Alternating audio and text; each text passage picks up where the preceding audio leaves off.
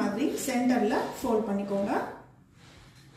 So fold பண்ணிவிட்டு அந்த folding சைடும் உங்களுடைய இந்த 4 லேயர்ஸாக நம்ம போட்டிருக்க இந்த மடிப்பு பகுதியுடைய சென்டர் சைடும் கரெக்டாக ஒரே லைனில் அலைன் ஆகிற மாதிரி வச்சுக்கோங்க.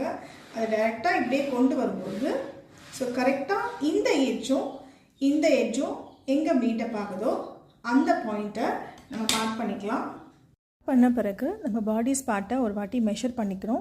8 inches வருது. ஸோ அதே 8 inches அந்த 4 ஃபோல்டிங்லேயும் நம்ம மார்க் பண்ணிக்கலாம். ஸோ ஒன்ஸ் மார்க் பண்ண பிறகு அந்த எட்ஜிலேருந்து நம்ம இன்ச் டேப் வச்சு நம்ம லைன் போட்டிருக்க 2 லென்த்தையும் மெஷர் பண்ணி பார்க்கணும்.